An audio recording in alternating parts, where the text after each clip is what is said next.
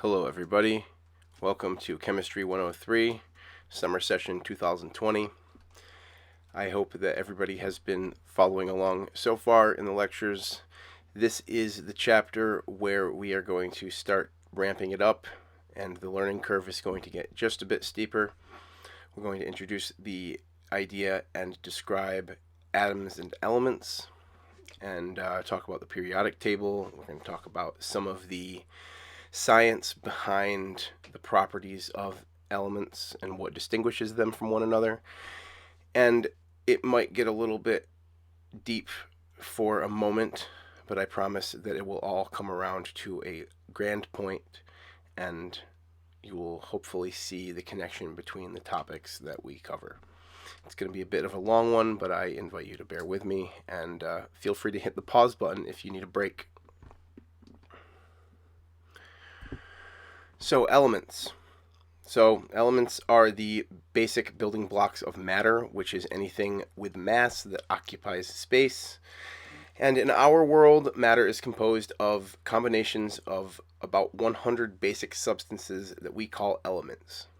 There are 118 elements that have been discovered since 2010, 98 of which are found in nature, and 20 of which are synthetic.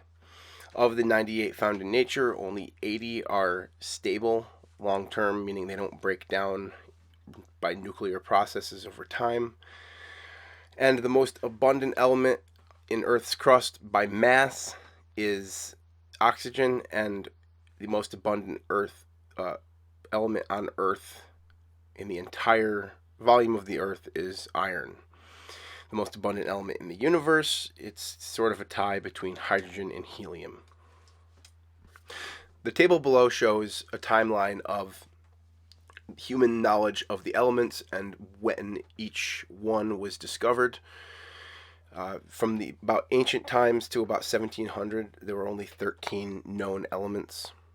Most of these were metals that were used for making tools. And in the 1700s, following the Age of Enlightenment and the development of the scientific method, alchemists began to perform experiments and turn themselves into chemists, and this led to the discovery of more elements that are more difficult to isolate from their molecular compounds that they form in nature. So between 1701 and 1750, there were about 3 new elements discovered, and bringing the total number up to 16. In the second half of the 18th century, 18 more new elements were discovered, bringing the total to 34. In the early 19th century, 1801 to 1850, there were 25 new elements discovered, bringing the total to 59. And then 1851 to 1900, there were 23 elements discovered, bringing the total to 82. In the 20th century, 1901 to 1950, is when we discovered some of the less stable elements, and many of these are radioactive, which led to the discovery of nuclear physics and nuclear chemistry. And after this, we started developing synthetic elements. So an element is a pure substance that cannot be broken down into simpler substance by chemical means. Element can refer to either a single atom of that element or a sample of the element large enough to weigh on a scale. It can also generally refer to the presence of that element in a compound, not necessarily in its free form. So, here you see on a scale, there's a picture of 12.01 grams of carbon. And then on the right, you see 4 molecules: water, carbon dioxide, carbon monoxide, and methane. The names of the element carbon are present in both carbon dioxide and carbon monoxide. However, the carbon is sequestered into a molecule.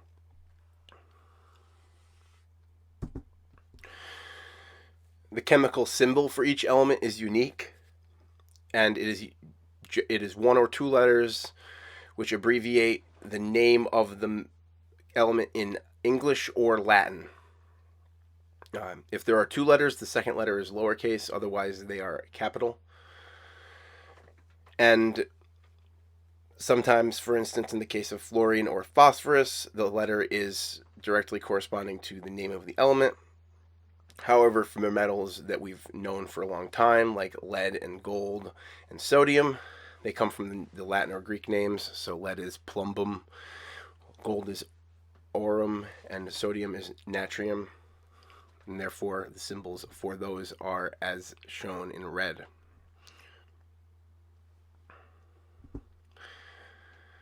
So you're going to be generally expected to know the names and symbols of the most common elements.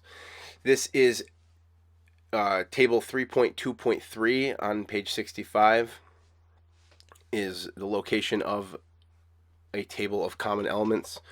I'll show you that here in just a second.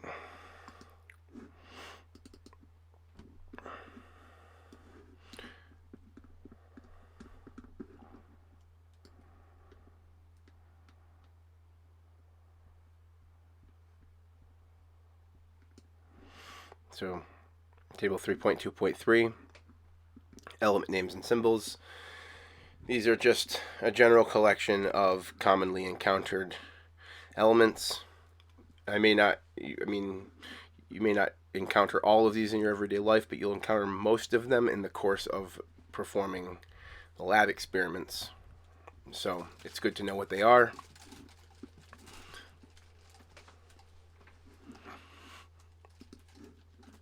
I also have linked to something called the dynamic periodic table on Blackboard and on Google Classroom. The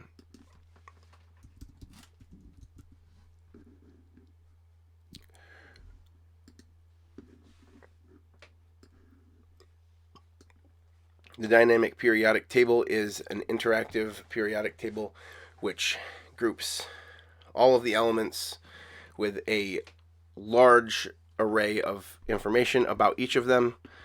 Once this loads, I can show you what I mean. So right now we're on the Wikipedia tab, so when you mouse over and click on each element, it opens the Wikipedia article for that element, which usually contains quite a wide array of information right in the introduction.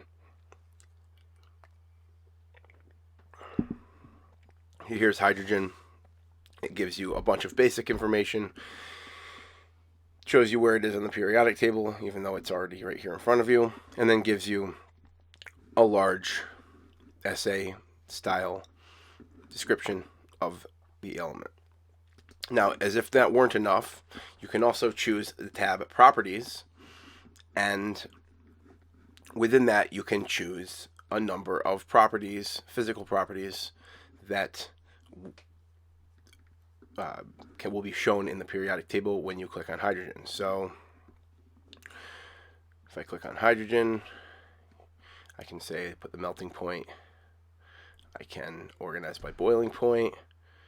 I can put electronegativity, which we'll talk about later. Various other pieces of information.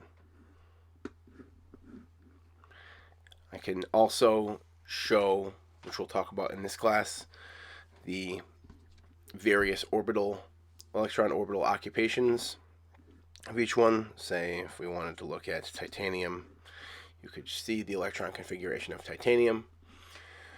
You can also see isotopes, which we're going to talk about here in a minute, and a number of nuclear processes that might happen in some of the radioactive cases. And then, lastly, you can see compounds that each chemical forms and is part of. Something like silver, for instance, can bond with a number of the halides. It can bond with nitrogen, among other things. So that's the dynamic periodic table. There's a link to it on Blackboard. There's a link to it on Classroom. And I hope that you will use it, because it is very useful and a helpful and complete source of information. It probably contains all of the information that you will learn in this course if you learn to navigate it. So back to the lecture. So an essential skill is learning how to use the periodic table to find needed information. That besides using the dynamic periodic table, learning about how the periodic table is structured is important to your understanding of the chemistry that we're going to learn about after we've learned about the concept of elements, which the rest of this lecture will be concerned with once we've finished discussing the periodic table. So the periodic table is a chart of the elements with similar chemical properties arranged into vertical columns or groups. The horizontal rows are called periods, and they represent loosely the rate at which properties repeat in larger elements of higher atomic number. So the elements are arranged in rows in order of increasing atomic number, and as a result of that, increasing atomic mass. And they're generally split into the main group elements, which are either labeled groups 1A to 8A or 1, 2, and 13 to 18 in some older tables. And then the transition elements are labeled with the B group, or in older tables list them as 3 to 12. So the main group elements are also known as the representative elements because they generally have easy to predict ionic structures and chemical properties. The transition metals and transition elements are a little bit more difficult to pin down in terms of their properties, and they can tend to have strange and intermediate properties, hence the name transition. So the first two columns, groups 1A and 2A, are the metals starting with lithium and going down through sodium, and then starting with beryllium and going down through magnesium. And then the last 6 columns, which starts with boron in the second period and goes through to neon. These all have easy to predict structures, and we'll talk about those in detail. The transition elements in the B group, they're in the middle of the periodic table, 3B through 2B. And it also includes the two groups that are often separated off and put below the periodic table, called the lanthanides and the actinides. These, the reason these are often pulled off of the periodic table and put below it is that if you included them in the table where they actually belong, the table would be very wide and difficult to print on things, and so they don't generally do it. The transition elements tend to have different possible, equally probable charge states when you ionize them, such as iron 2 plus and iron 3 plus.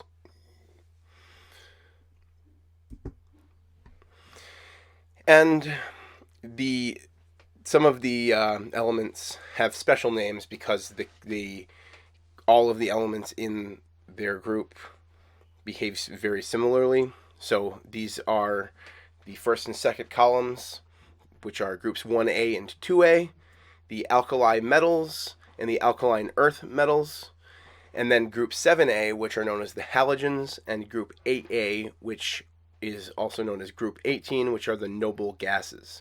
You should know these, and when someone says halogens, you should know fluorine, chlorine, iodine, bromine.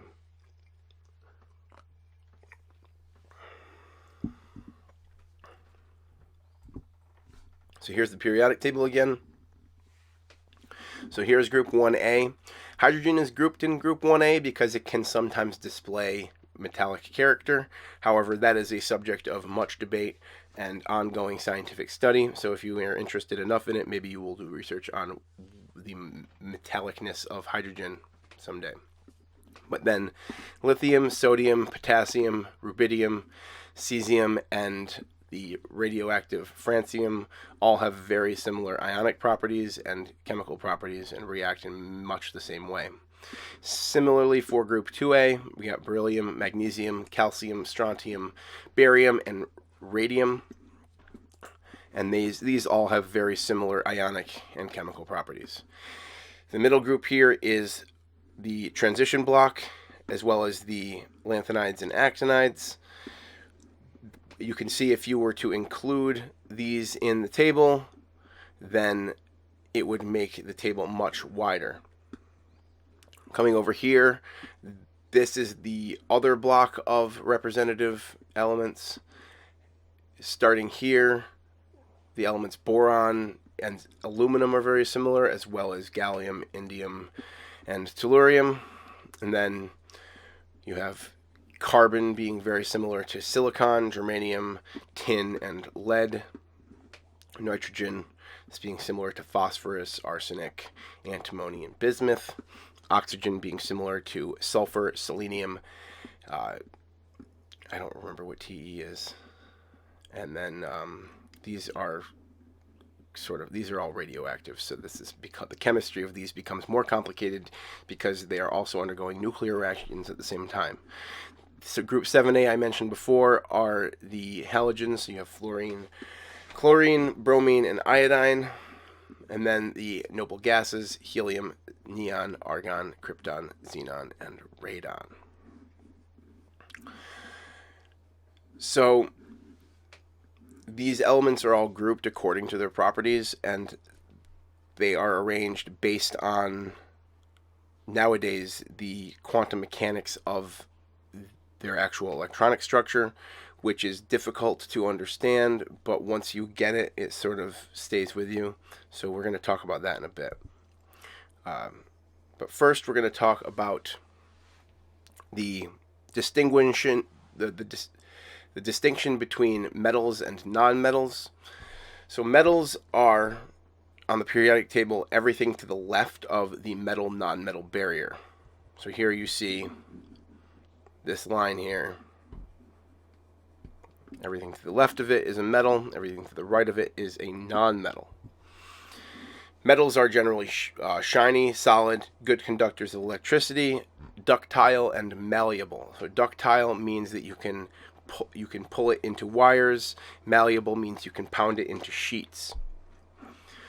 Nonmetals are generally brittle. They are often dull in appearance or more diffuse, and they generally are electrical insulators. And then, of course, there's a transition period for that as well. So the metalloids have intermediate properties. So they generally have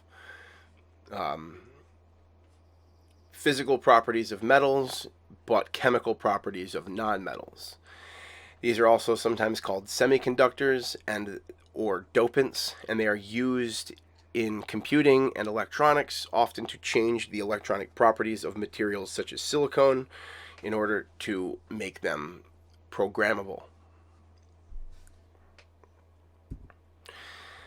So, our discussion of elements ultimately brings us to the concept of the atom, which is the smallest particle of an element that can exist and still have the properties of that element. All elements of a certain all atoms of a certain type are similar to one another and different from all other types. And when we say there are 118 elements, we mean that there are 118 different types and that each type is a different element. The first idea of the atom beyond a mere thought experiment was Dalton's atomic theory in 1808, which it basically is a set of 5 statements that summarizes the modern scientific concepts about atoms. Dalton's atomic theory states that all matter is made from small particles called atoms, of which there are 118 different types. These atoms are similar to one another and significantly different from all other types of atom. The number and arrangement of different types of atoms in a pure substance are the determiners of its identity. A chemical change is a combination, separation, or rearrangement of atoms, which forms a new substance. And only whole atoms take part or result from a chemical reaction. So generally, any atom that goes into a reaction has to come back out of the reaction intact. Atoms are indivisible in a chemical process, meaning that you can't destroy them, and they are conserved. So the best you can do is remove an atom or rearrange atoms, but you cannot annihilate an atom or change one atom into another atom. So turning lead into gold, as the alchemists attempted to do, is not actually possible with chemistry.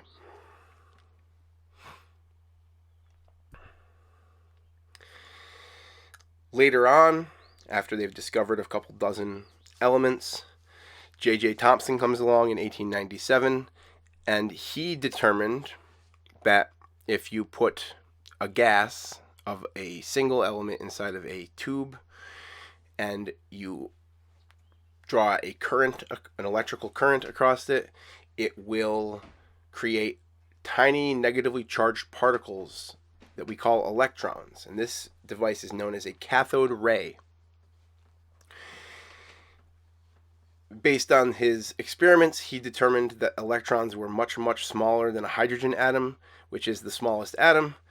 And since they are much smaller than atoms, they must be parts of the atom. This introduced the idea that atoms must be partially divisible, except that every atom produces the same electrons when you do this process to it, and therefore it must be that electrons are common to all elements. So this raises a bit of a conundrum, because if electrons are all the same when produced from any number of elements, it alters the existing idea of how elements are to be arranged and how they're structured. So this leads people to propose new models for matter, which include these newly discovered electrons. So Thomson defined an electron as a negatively charged particle with a charge of -1, and they have a mass that is 1/2000th the mass of a hydrogen atom. And because they are so small, they move very rapidly, because the smaller the mass, the higher the velocity, even if the energy stays the same.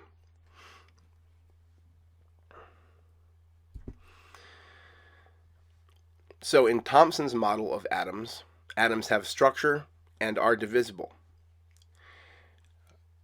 Because electrons are so small, Thomson reasoned that electrons must be a fraction of the entire size of the atom, and therefore the atom must be composed of a uniform sphere of positive charge that has electrons attached to the outside of it. So he proposed something that's known as the plum pudding model of the atom. The plum pudding model has a positively charged sphere, and the electrons spread over its surface or throughout its volume. And based on the knowledge of the time, it was a pretty good model for the way that chemical reactions happened that they knew about. However, there were some problems with it. So about 10 years later, Ernest Rutherford decided to test this idea of the plum pudding model, or rather, he wasn't trying to test it. He was just interested in the way that matter deflected charged particles. So Rutherford took something called alpha particles, which are emitted from some radioactive materials, and he directed them towards a thin gold foil sheet. Now, Rutherford expected, if the plum pudding model was correct, for the particles to pass through the uniform area of mass and positive charge and travel straight on to the detector. However, they did not do this. Instead, some of them passed straight through, and other ones bent off at an angle, and some bounced back.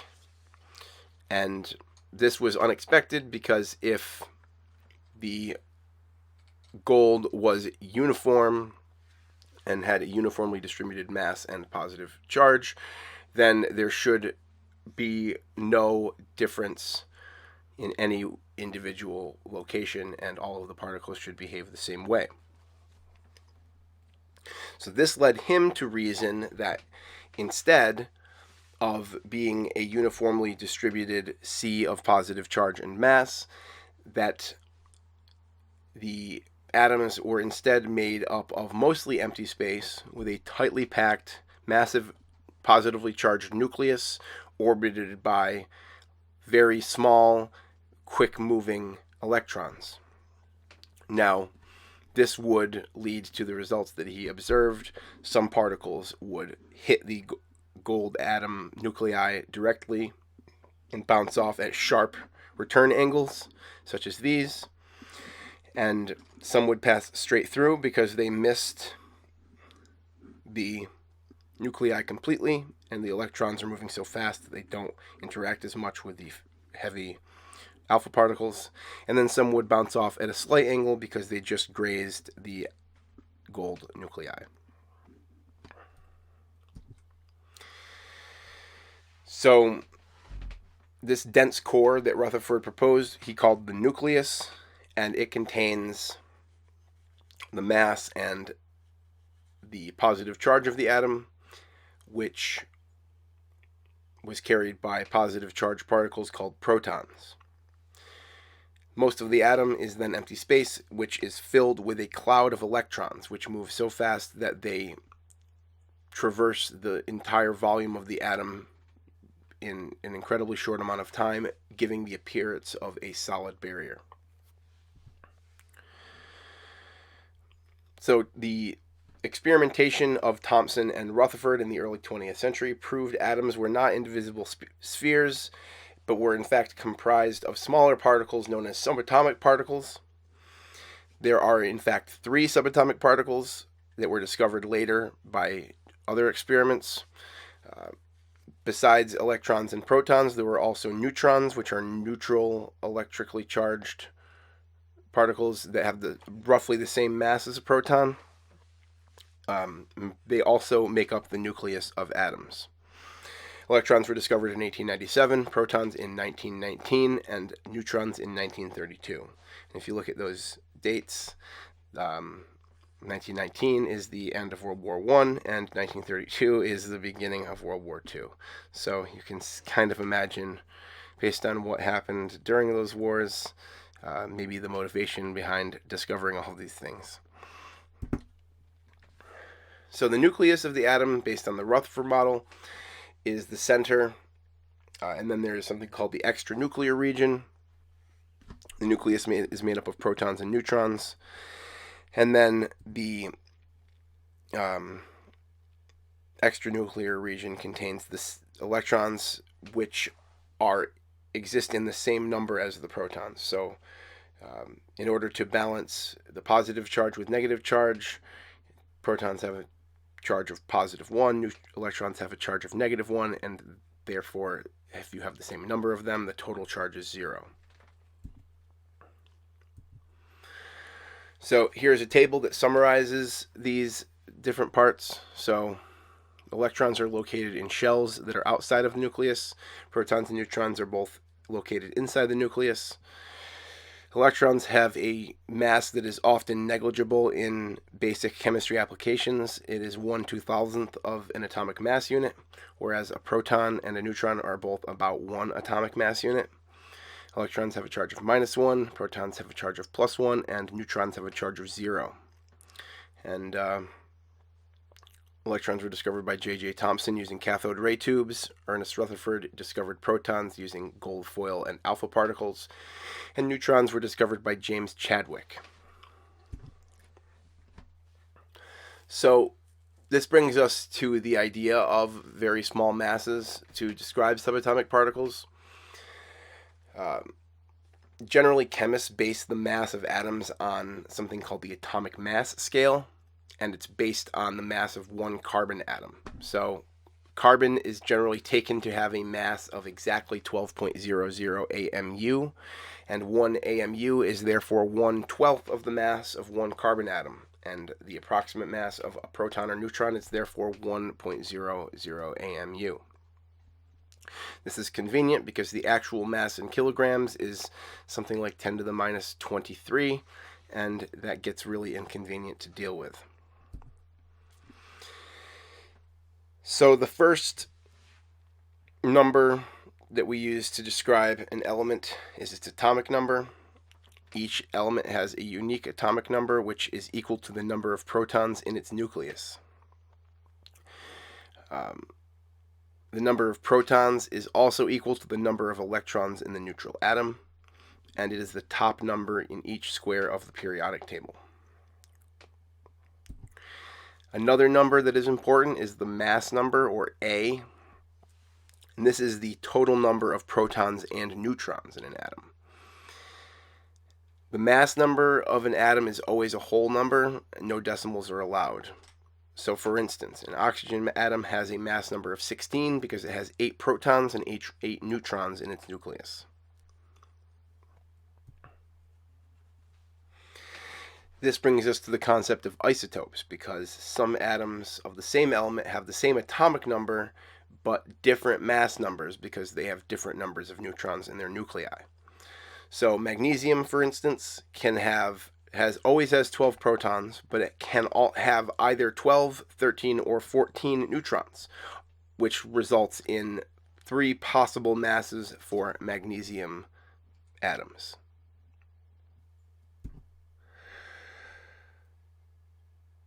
If an atom has the same number of protons but a different number of neutrons, it is called an isotope. In general, isotopes display the same chemical properties as each other. However, there may be slight differences in some cases, but the differences are very slight compared to the chemical differences between elements. So the way that we write a symbol to denote an isotope is we have this handy notation here in the center. X is the identity of the element, so hydrogen or helium or lithium or whatever. A is the mass number, and Z is the atomic number. So if you had oxygen, there would be an 8 down here and a 16 up here, and O in the place of the X. So now we're going to do some examples. So we're going to complete the following table. The first element, we were given the symbol. It's an H with a 1 on top and a 1 on the bottom. H is hydrogen. It has 1 proton and therefore 1 electron. And since its mass number is 1, that means that it has 0 neutrons. Now the next one is fluorine, which has 9 protons. If you find it on the periodic table, its atomic number is 9. And we are given in the table that it has 10 neutrons. The number of electrons is equal to the number of protons, and so it has 9 electrons. And because it has 10 neutrons and 9 protons, its mass number is 19. So the symbol is F with a 19 on top and a 9 on the bottom to indicate the atomic number. The next one is a bit more difficult. It gives us the number of protons, which is the atomic number. So the atomic number 29 is copper. We're also given the number of neutrons. The number of electrons is equal to the number of protons, so it is 29. And the mass number is 29 plus 35, which is 64. So the symbol for copper is Cu, and the mass number is 64, and the atomic number is 29. And then lastly, we have atomic number 1 again, so that's hydrogen. However, we have 1 neutron this time instead of 0. Hydrogen has 1 electron because it has 1 proton, but in this case, the mass number is now 2. So in place of the 1 from before, we have a 2. Now, hydrogen with a mass number of 2 is also known as deuterium, and it's used widely in nuclear reactions. So, atomic mass. Now, due to the fact that some elements have different isotopes and therefore exist in different forms and have slightly different masses, we represent the average atomic mass on the periodic table as the weighted average of atomic masses of all of the isotopes. So when I say weighted average, it means that there is a percentage of the atoms in the entire world or in the universe that are of one isotope, and then there's a well-defined percentage that are different isotopes, and so based on that you can calculate the average mass of atoms. So taking chlorine as an example, chlorine has 17 protons, but sometimes it has 18 neutrons and other times it has 20 neutrons. Now, chlorine that has 18 neutrons and therefore a mass number of 35 represents 75.78% of all chlorine atoms, whereas chlorine with a mass number of 37 represents 24.22% of all chlorine atoms.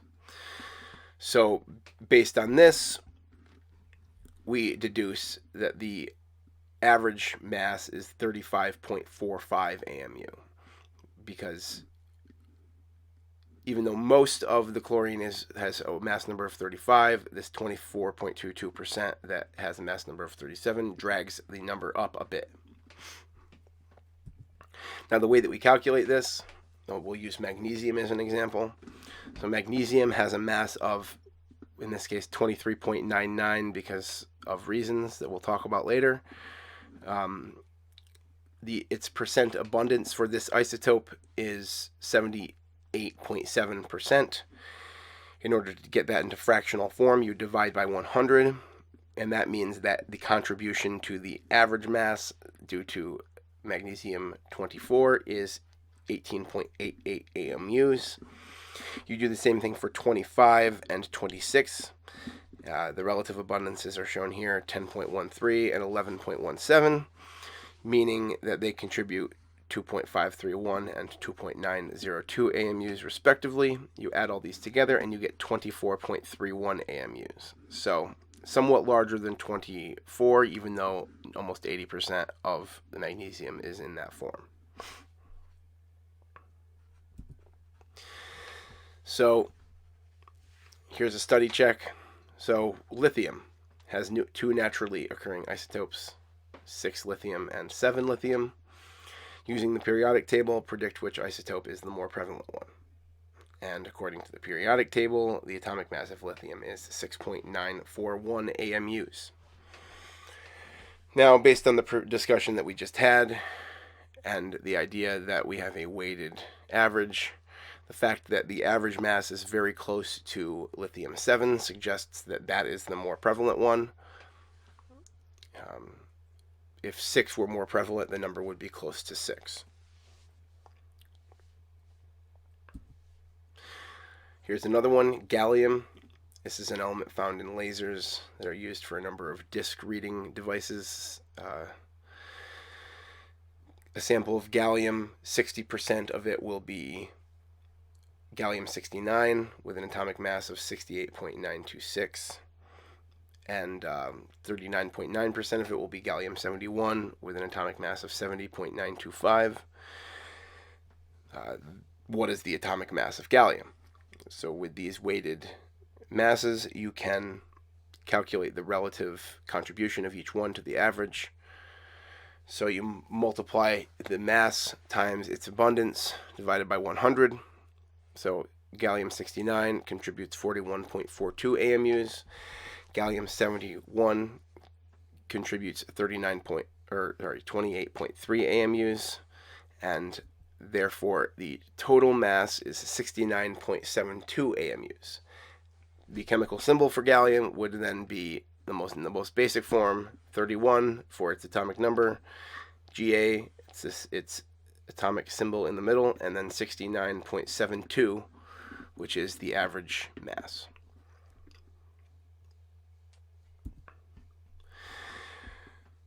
All right, so now you know how to distinguish elements from one another, and this is the point at which we dig into some of the deeper physical discussion of the properties of elements and introduce the idea of energy as it applies to electron configurations, which will pave the way for your understanding of both the structures of elements and compounds and the way that they react with one another, and is sort of foundational for the rest of the course. I will do my best to discuss it as exhaustively as possible, but bear in mind that some of this may be new to you, and if you have any questions, please feel free to ask. So, electromagnetic radiation. We've all encountered it. It is composed of waves that are emitted by oscillating charges. Many of you are familiar with a number of types of electromagnetic radiation. Visible light is all electromagnetic radiation, but also ultraviolet and infrared light. Medical X-rays are also electromagnetic rays, and then things like microwaves, satellite signals, cell phone transmissions, television broadcast frequencies, radios, and power lines are all types of electromagnetic radiation.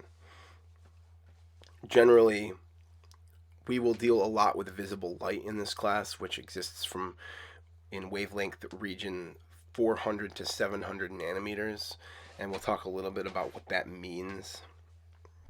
Anything shorter than that is lower in energy than visible light, and in general will not cause chemical reactions to happen except in specific circumstances.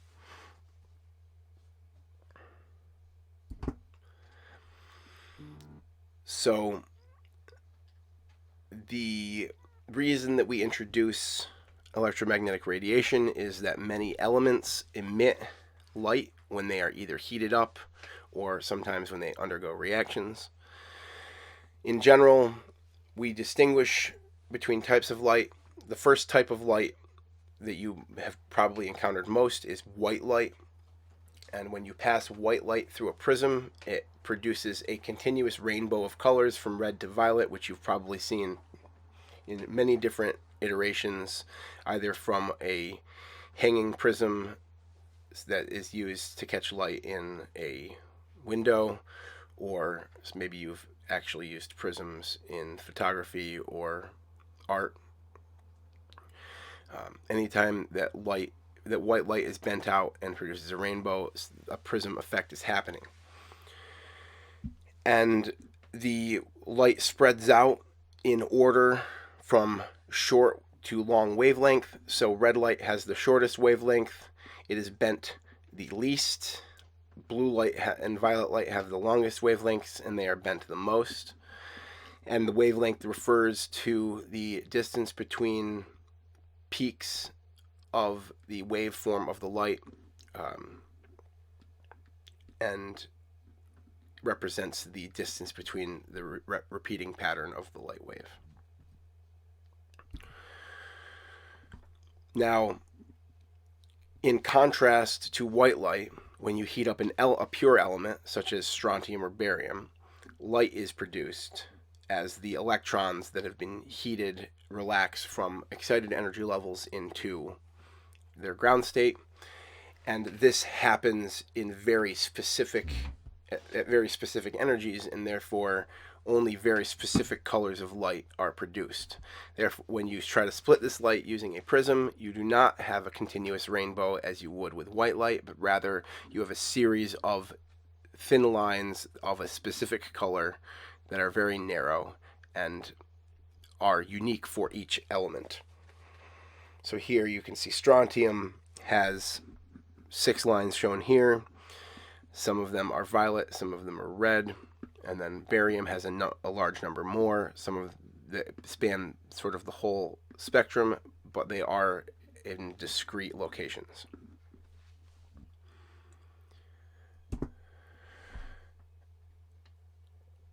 There are also a number of lines that are produced outside of the visible spectrum. You can study those in more advanced chemistry experiments. But the specific collection of colors is called the atomic spectrum of the element. And because it has a specific color, it has a specific energy. And this corresponds to the energy of the electron that produced it.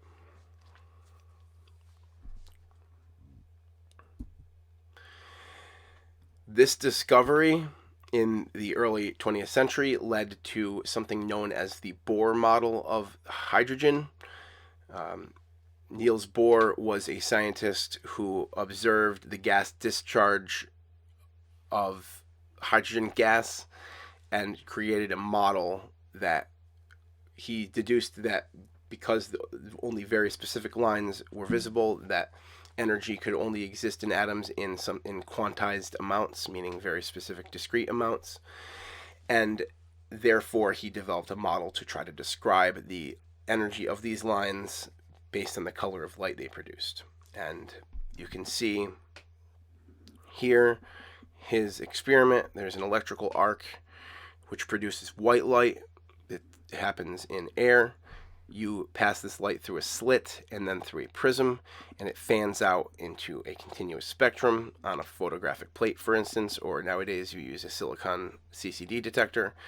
And then for the hydrogen gas, you put it inside of an evacuated glass cylinder, and you fill it with hydrogen gas, and you arc electricity in there, and it produces very specific lines at 410, 434, 486, and 656 nanometers. So based on this, Niels Bohr said that the electrons move around the hydrogen in a circular orbit at specific locations, which would keep their energy steady and narrowly distributed. And this introduced the idea of energy levels. So the idea that an electron exists in an energy level, and if you give it energy, you have to give it a specific and constant amount of energy to raise it to the next level. Any amount of energy in between that will not raise the energy level.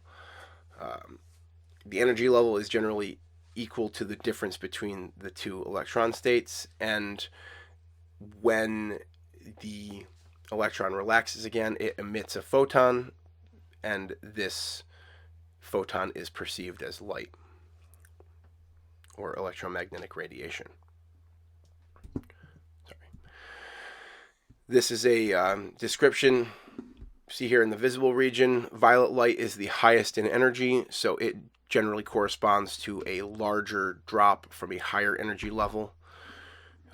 Going on to red usually is a smaller drop.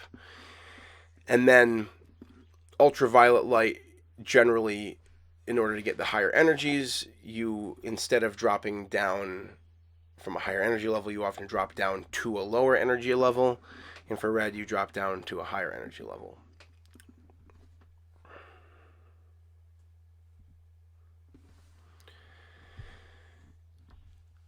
So, because the electrons emit light when they drop from energy levels, and the energy levels have a discrete energy associated with them, the different lines correspond to different changes in an electron's energy.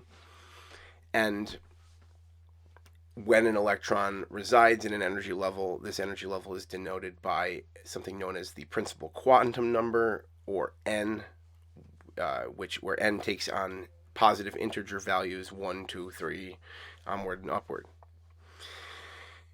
Electrons that are located closer to the nucleus have lower energy, which correspond to lower n values, and electrons farther from the nucleus have higher energies, and therefore higher n values.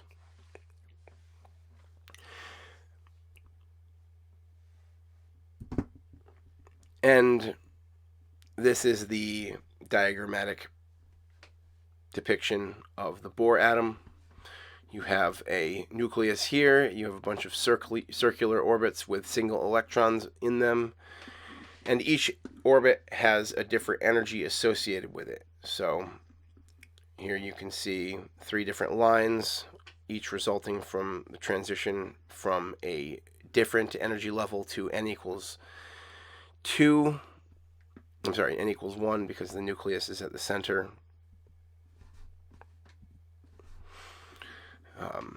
And here is the diagram that I showed you before, with each of the arrows depicting the energy levels on an energy graph.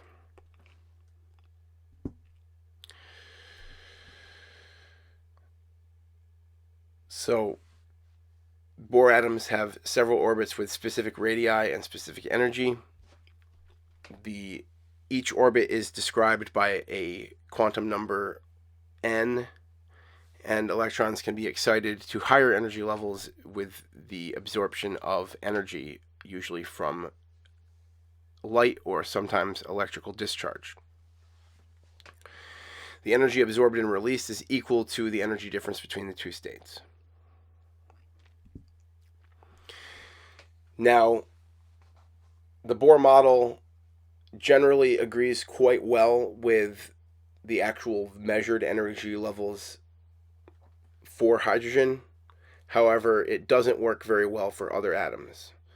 The energy levels were decently predicted, but the actual electron locations and their orbits were not well described, and therefore another model needed to be developed.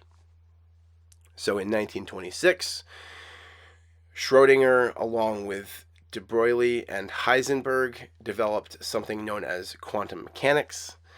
And this, you've probably heard of the Schrödinger equation. We will use results of the Schrödinger equation as well as the results of something called the de Broglie equation and also the Heisenberg uncertainty principle heavily in this class. However, we will not do calculations using them because that math is beyond the scope of this course. One of the most important takeaway messages is that electrons, despite behaving like particles sometimes, also behave like light waves in other senses, and therefore an electron is better described as a wave that is bound to an atom rather than a discrete particle orbiting the atom like a little ball flying around. So another thing to take away from this is that electrons don't travel in a circular orbit. Instead, they are found in something that we call orbitals. And the orbitals are based on a concept called angular momentum, and they indicate the probability of finding an electron near a particular point in space. So it's basically a map of electron density in 3D space. Because electrons move very fast, they touch all of the points in the orbital, usually before other particles can even move, and therefore they appear to be solid or mostly solid. And because these orbitals are a bit more detailed than the Bohr orbitals, they have to be described by a larger collection of quantum numbers, which we will go into.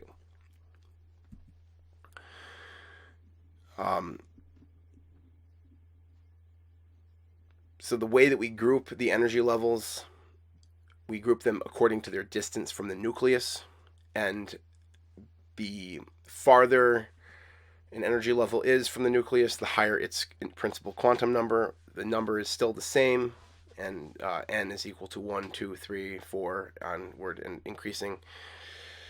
And as n increases, the size of the energy level or shell increases. And each principal energy level has an electron capacity of 2 times the quantum number squared. So n equals 1. 1 squared is still 1, and 2 times 1 is 2. So the first energy level has an electron capacity of 2. The second energy level is n equals 2. So 2 squared is equal to 4. 2 times 4 is equal to 8. So the second energy level can hold 8 electrons. And we will go into this in more detail.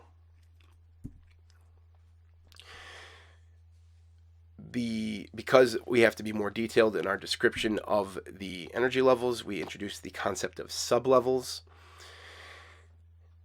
So the sublevels are the arrangement of electrons within the energy level that determine the chemical and physical properties of an element.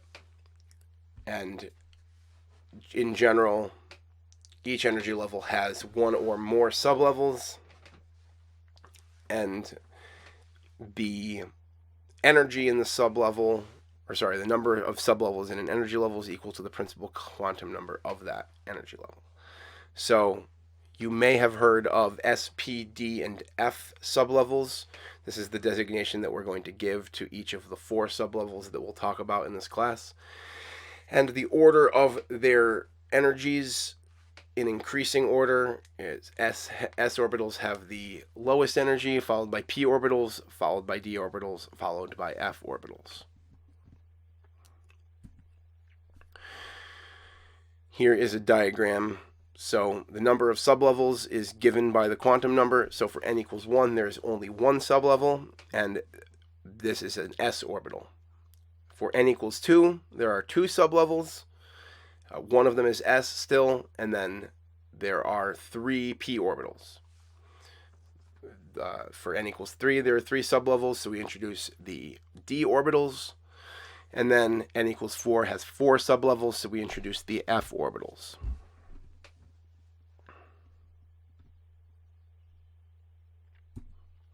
So first, we're going to discuss s orbitals. So because the location of an electron is described in terms of probability, that means that orbitals are a 3-dimensional volume in which electrons have the highest probability of being found. S orbitals, being the simplest and lowest energy sublevel, are just spheres. So you see here is a 3D graph of electron density. It's a bunch of dots, with the highest density being sort of close to the center here, and then it gets smaller as you go further out.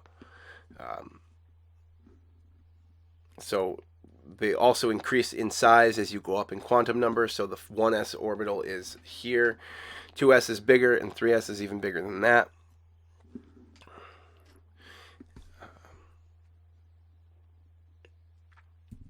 Moving on to p orbitals, you have to introduce the idea of electron spin. So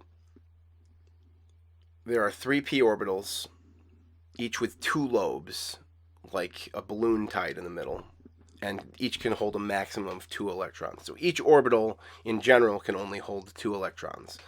And the reason for this is that something called the Pauli exclusion principle, which states that 2 electrons of the same energy cannot occupy the same state unless they have opposite spins. So they can spin one way or they can spin the other way, and if you have them spinning in opposite directions, you can have a total of 2 in the same energy level. The 3 p orbitals are arranged so that they are perpendicular to one another and their electron densities don't overlap. And they occupy the x, y, and z axes for convenience.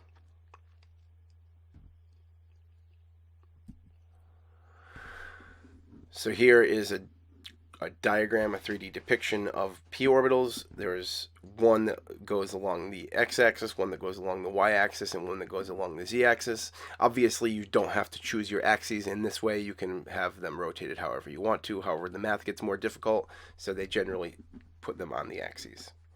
And then when you take them all together, you see here there is a 6-pointed lobish-like structure here that looks like a twisted balloon or a dumbbell. Now, these electrons are all swirling in different directions in addition to rotating, we'll call it clockwise or counterclockwise. It's actually spin up and spin down.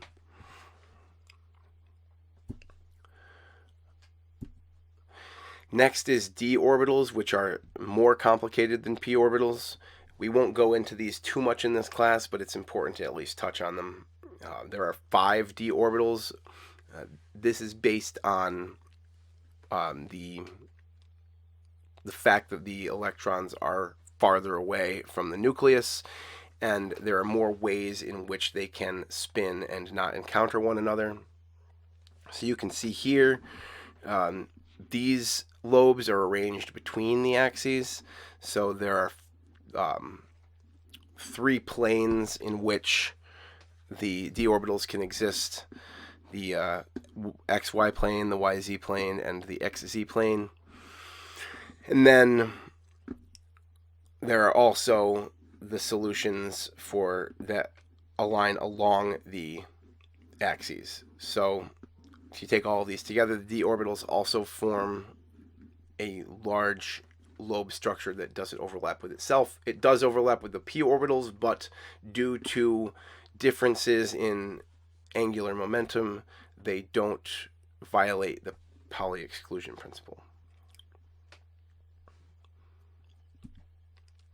So this gets us to the idea of orbital capacity and electron spin. So the Pauli exclusion principle states that each orbital can hold a maximum of 2 electrons, and that electrons in the same orbital repel one another. So if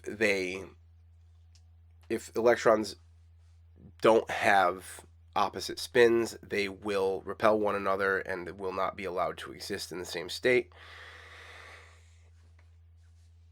And we generally represent magnetic spin with an up or a down arrow, and the loose analogy is the clockwise and counterclockwise rotation.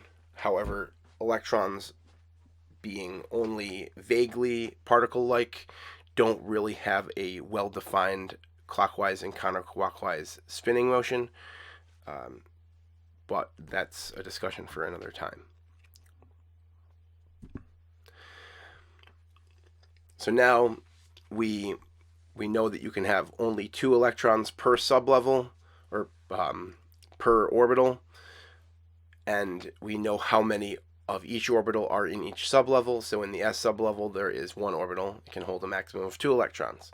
In the p sublevel, there are 3 orbitals that can hold a maximum of 6 electrons. The d sublevel has 5 orbitals for a maximum of 10 electrons, and the f sublevel, which we didn't look at yet and we really won't talk about, has 7 orbitals that can hold a maximum of 14 electrons. So we can write out diagrams to express the electron configuration of an atom. And this shows how the electrons are distributed in the energy levels. We start by labeling the orbitals with their principal quantum number and then add the letter of the sublevel. For instance, the 1s orbital is the s orbital for the quantum number 1. The 2p orbital is the p orbital in the n equals 2 energy level. And the 3d orbital is the d orbital associated with the n equals 3 principal quantum number. We write electron configurations starting with the name of the orbital. So for instance, 1s, and then we write a superscript which indicates the number of electrons in that orbital. So if you have 2 electrons in the 1s orbital, it is indicated 1s2.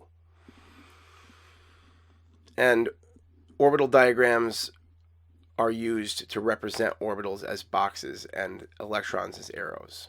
So this is how you determine the most stable arrangement of electrons.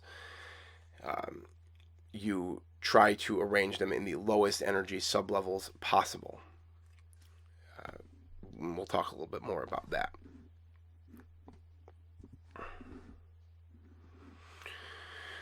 So when you have electrons in the most stable arrangement, it's called the ground state electronic configuration, and it has the lowest energy that you can achieve. The ground state configuration is determined by something called the building up process, or the Aufbau principle. Aufbau literally means building up in German.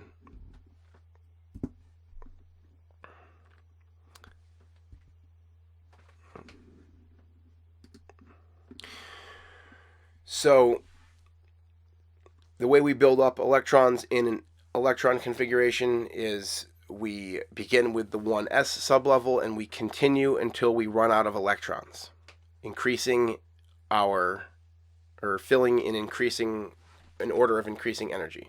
So you fill the 1s, then you fill the 2s, and then you fill the 2p, and then you fill the 3s, and then you fill the 3p, and then something happens where the 4s is slightly lower in energy than the 3d, so you fill that one first, and then you fill 3d, and then you fill the 4p because that's the next highest in energy, and so on and so forth. There is a nice little diagram here that shows you how to start filling. So you start from the bottom, you fill the 1s, and then you go back over here, and then you fill the 2s, and you go over here, and you fill the 2p and the 3s, and then you fill the 3p and the 4s, and then you fill the 3d and then the 4p and the 5s, and onward and upward. If you get into the heavier elements, you start having to worry about f orbitals, and this makes the chemistry of these elements incredibly unique and the subject of ongoing study.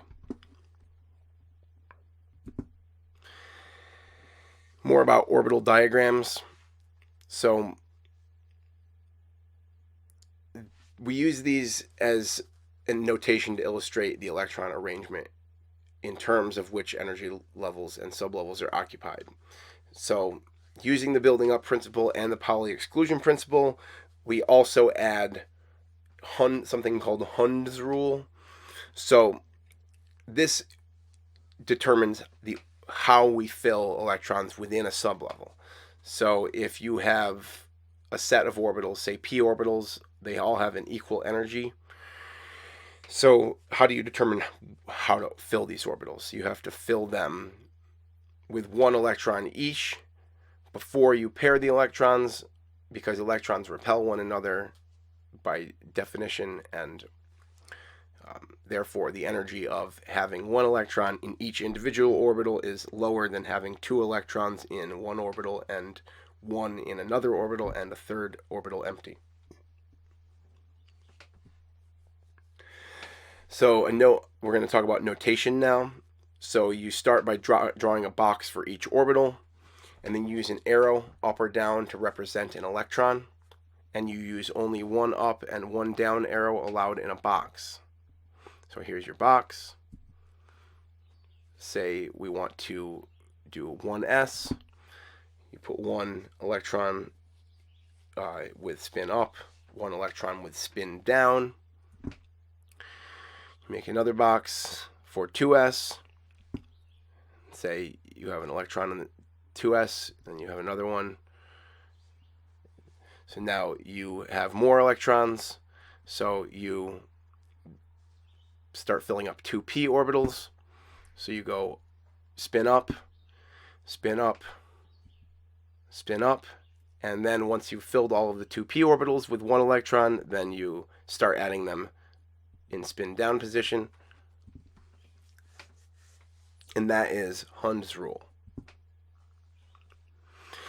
In general, you begin filling from the lowest energy and you move to the highest energy level, and if there are more than one suborbital possible, then you spread out first and spread the electrons out first instead of doubling them up.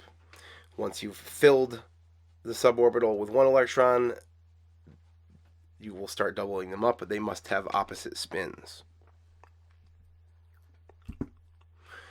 So to review, s orbitals. There's only one of them for each principal quantum number n, and each of them can hold 2 electrons. So the way that you fill them, you have one box for s orbitals in your electron orbital diagram. P orbitals, there are 3 of them for each n value, and each principal quantum number, and each of them can hold 2 electrons for a total of 6. And so you have 3 boxes. You go spin up first and then spin down second. D orbitals, there are 5 of them for each principal quantum number, starting with n equals 3. And each of them can hold 2 electrons for a total of 10 electrons for d orbitals. And then f orbitals, there are 7, and each of them can hold 2 electrons for a total of 14.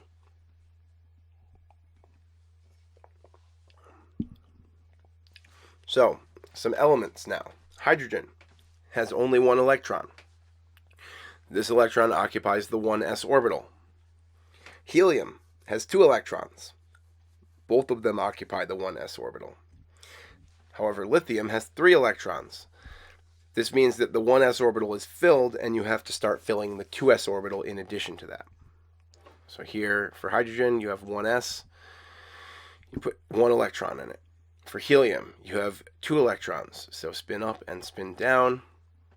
And then for lithium, you have 2 boxes. You have 2 orbitals, 1s and 2s.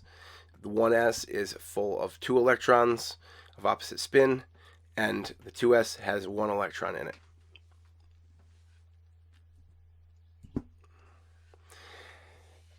Now, writing an electron configuration will help you learn the number of electrons that are available for doing chemistry. And we started when I mentioned the way that you indicate the types of, or the number of electrons in an orbital with 1s2. You can continue with this notation until you've used up all of the electrons that you have. And if you fill up an entire electron shell, you can represent the electron configuration starting from the most recent noble gas to represent all of the electrons that make up what's known as the core. So electron configurations are an essential skill in chemistry, and knowing about them will be definitely on the quiz. So, some review. Hydrogen and helium. Hydrogen has an atomic number of 1. It has 1 electron in the 1s orbital. This is represented as 1s1 with a superscript. Helium has an atomic number of 2, which means it has 2 electrons in its 1s orbital. This is represented as 1s2 in the electron configuration notation. Moving on to period 2 of the periodic table, lithium upwards to neon. So lithium has an atomic number of 3, meaning it has 3 electrons, 2 of them in a 1s orbital and 1 of them in a 2s orbital, meaning that its electron configuration is 1s2, 2s1. Now, the abbreviated configuration starts with helium as the core atom. As you can see, as we increase the number of electrons, it doesn't really make as much difference, doesn't make that much difference in the actual total number of characters that you're writing. However, just to illustrate the concept, once you've filled up the s orbitals, boron and carbon and nitrogen, you add electrons that are unpaired to the p orbitals, increasing the number in the p orbital superscript as you go. Once you've filled up the 3, you start adding paired electrons for oxygen, fluorine, and neon. And once you've completed all of the orbitals in the p shell, then you have created a new noble gas and move on to the next energy level.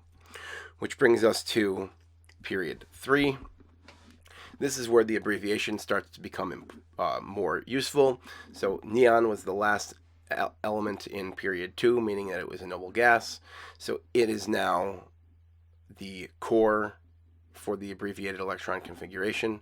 So you start with neon, and then you add a 3s electron, and that's sodium, which can be represented as neon 3s1.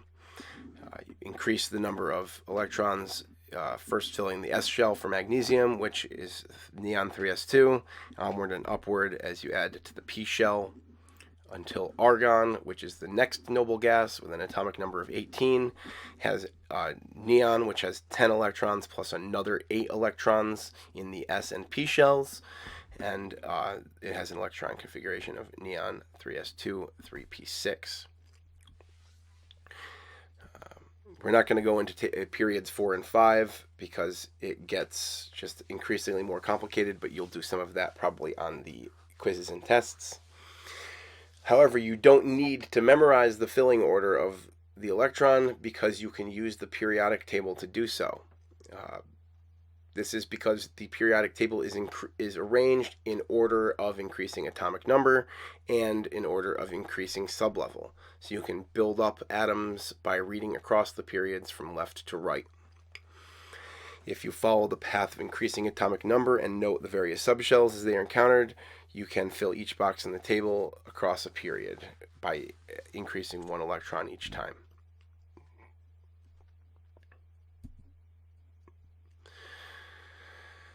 So the periodic table is generally divided into sections based on the type of subshell, S, P, D, or F, which based on the type of subshell that receives the last electron in the buildup process. So the different blocks on the periodic table correspond to the different sublevels, S, P, D, or F. The S block elements are groups 1A and 2A, also known as the alkali metals and the alkaline earth metals. Things like sodium, potassium, lithium are groups 1A. Magnesium, calcium they're all S block elements, meaning they have S electrons in their outermost energy shell. The P block elements, groups 3A to 8A, that's like things like boron up through helium, and then aluminum up through neon, and so on. They all have electrons in the P sublevel as their highest energy final electrons to be added. The D block elements are also known as the transition metals. They're in the transition block, and they gain their last electron in a D sublevel. These first appear after calcium, which is element number 20. And the D sublevel is generally n-1, so it is less than the period number.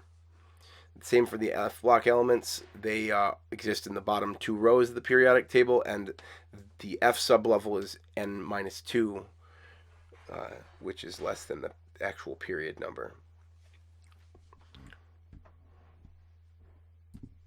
Here is periodic table. We're going to watch the subshell filling order.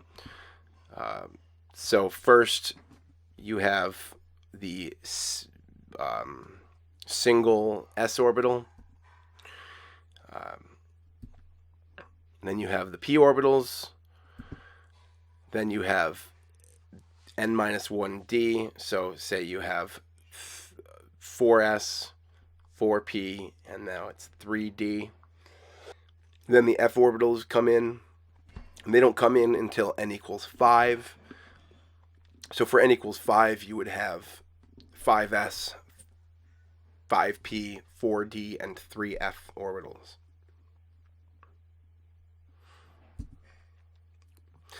So the order in which you fill them, you start in period 1 in group 1a, go across to helium in group 8a, then you move down to period 2. You fill the s orbitals first, and then you fill the p orbitals. Then you move down to 3, and you fill the s orbitals and then the p orbitals. Then you move to 4.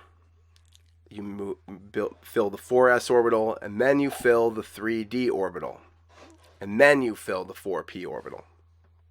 And then for period 5, you fill the 5s orbital, then you fill the 4d orbital, and then you fill the 5p orbital.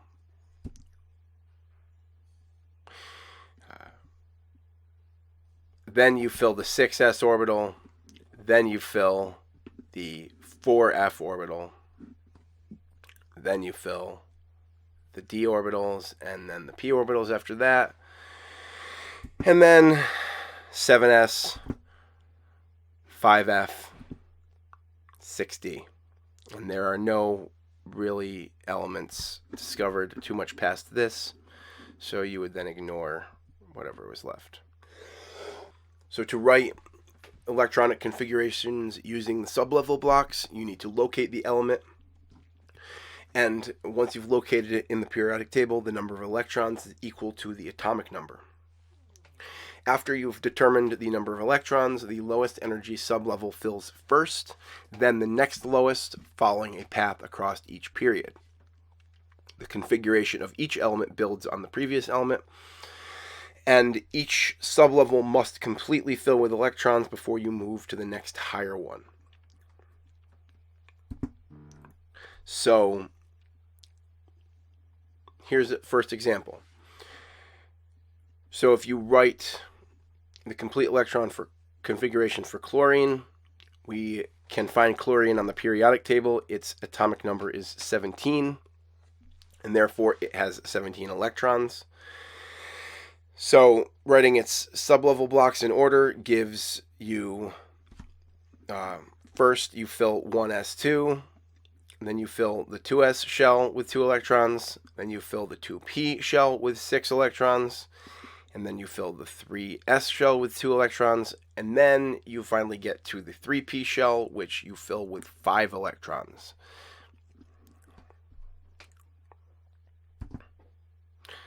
So we'll see here on the periodic table, first you fill, chlorine is there at atomic number 17. So first you fill the 1s shell, then you fill the 2s shell, then you fill the 2p shell,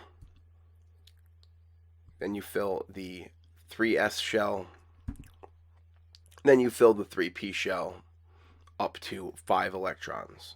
But you don't fill it with the 6th one, otherwise that would be argon.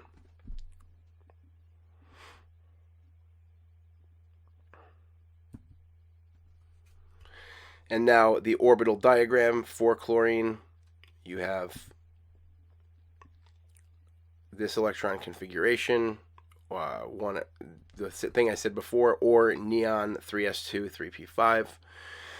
So you put 2 electrons in 1s of opposite spin, you put 2 electrons in 2s of opposite spin, and then you put 6 electrons in 2p, filling the same spins first in different orbitals and then pairing them with opposite spins. Then you fill the 3s orbital with 2 electrons of opposite spin, and then you fill the 3p orbital first with 3 electrons of the same spin in different orbitals, and then you start pairing them. But because you only have 5 electrons, the last p orbital has only 1 unpaired electron in it. A second example, write the complete electron configuration for calcium. So calcium has atomic number 20 on the periodic table, and therefore the neutral atom has 20 electrons. So you write the sublevel blocks in order up to calcium, which gives you the electron configuration shown here. Notice the outermost shell is 4s that has 2 electrons in it. Showing that on the periodic table, calcium is here with atomic number 20. And so we fill the shells first with 1s, then with 2s, then with 2p, then with 3s, and then with 3p, and then 4s. And showing the orbital diagram, we fill it again in the same order. The abbreviated electron configuration symbol is argon 4s2, making sure to only pair oppositely spun electrons. We fill the orbital diagram according to the Aufbau principle and Hund's rule until we get to the appropriate number of electrons, which in this case is a completely filled 4s orbital.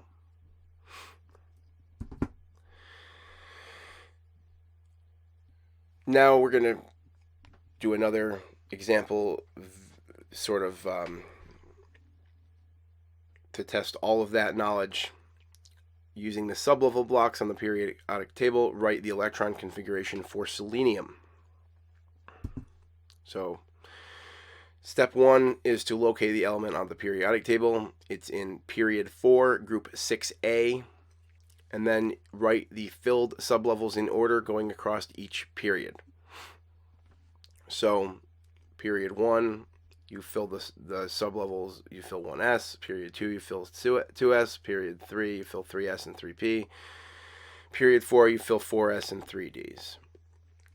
And basically using the same process as before, you count the electrons and fill up to the last occupied block. The last occupied block is 4p4, and therefore the electron configuration is shown here. So periodic trends of the elements are repeating patterns that kind of repeat each time the atomic number increases above the noble gases. So the periodic table is meant to graphically represent the behavior of the elements, and since they're arranged by order of increasing atomic number, they're also arranged by order of orbital filling. And elements that are arranged in the same column generally have similar electronic structures and therefore similar properties. They're arranged in such a way that the properties occur at regular intervals so that each column is arranged in loosely according to chemical properties. The first property is number of valence electrons. This is the number of electrons in the outermost energy level, generally up to, generally true of the s and p orbitals, and not so much for the d orbitals. These are the most important electrons chemically, and the number of valence electrons is equal to the group number for that group. This only applies to groups 1a through 8a, or the main group elements. The group 1a elements, or alkali metals, have the electron configuration ns1, meaning they have one valence electron in the outermost s electron shell. Group 2a elements have, or the alkaline earth metals, have two valence electrons in the outermost s shell. And the halogens, group 7a, have 7 valence electrons in the outermost p shell and s shell. So here they have ns2 and p5 electron configurations.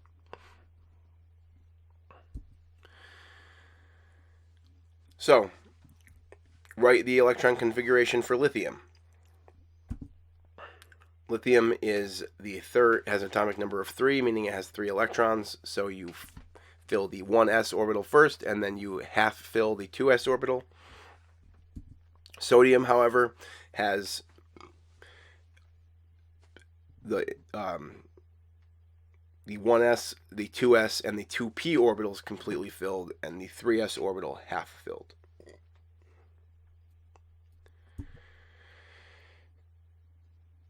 However, these are both in group 1a, meaning that they each have the same number of valence electrons, and those are both located in an s sublevel.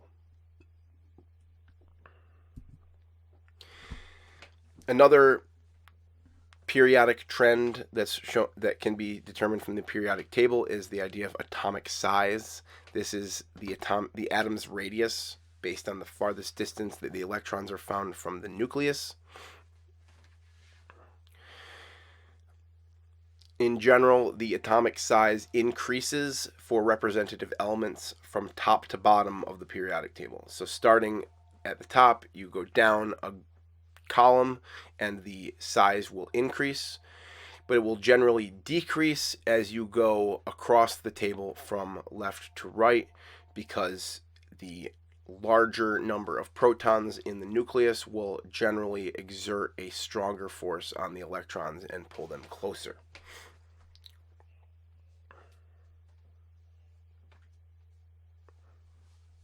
And the largest radii are found at the bottom left of the periodic table, and the smallest radii are found at the top right.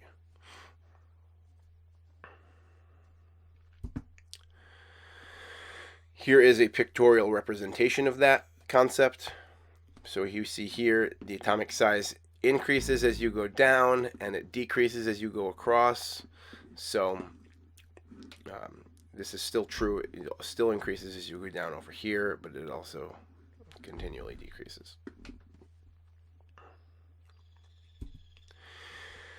So if you have an atom and you remove an electron from it, it becomes positively charged. This is called a positive ion, and it requires the loss of a valence electron. Because there is more positive charge and less negative charge, that positive charge will cling tighter to the remaining electrons and reduce the size of the ion compared to the neutral atom. Conversely, if you form a negative ion, that means that you add an electron to the valence shell, and this makes the electron cloud more negative, and the charge of the nucleus stays the same, and therefore it pulls the electrons less tightly and increases repulsion between electrons, which causes the size to increase. There's another concept called ionization energy. So if you can imagine having an electron in an energy level around an atom and adding so much energy to it that the electron is liberated from the atom and flies off into space.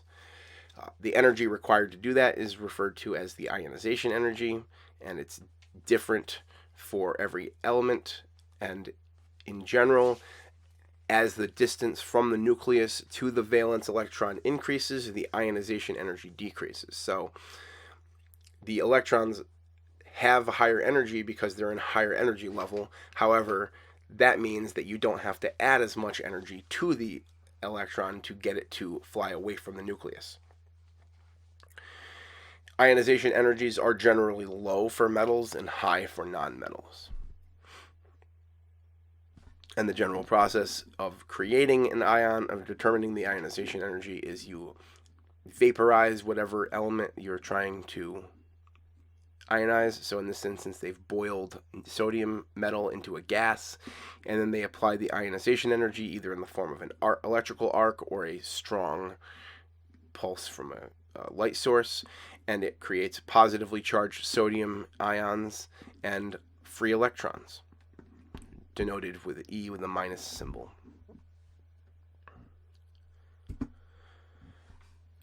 In general, ionization energy decreases down a group and increases across a period from left to right. So lithium atoms have a higher ionization energy because there's a smaller distance between the electrons and the nucleus, and you move on down the list, where potassium has a higher ionization energy, for it has a higher distance between the nucleus and the valence electrons.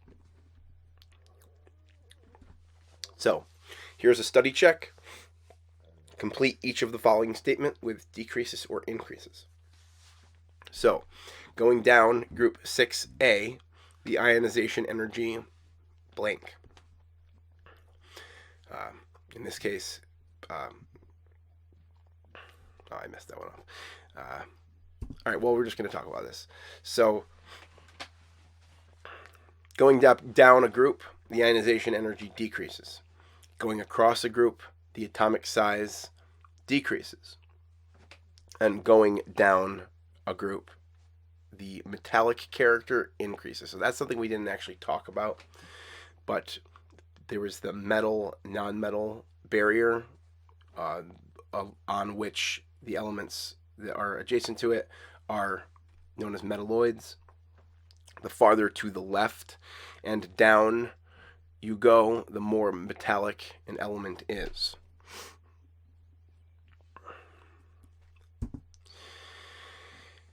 And we're going to answer some questions now based on the elements carbon, nitrogen, and silicon. So of these, which is the largest? The largest is going to be silicon because it is the farthest down in the column of the periodic table below carbon. The highest ionization energy will be possessed by the smallest. So in this case, that's going to be carbon. And then, nitrogen. And which element belongs to group 5A? That's also going to be nitrogen.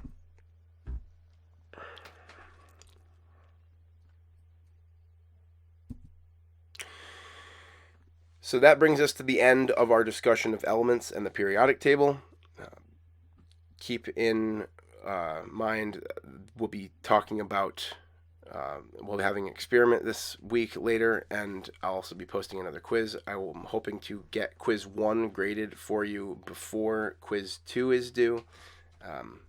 So keep an eye out for that. Thanks for watching, and have a nice evening.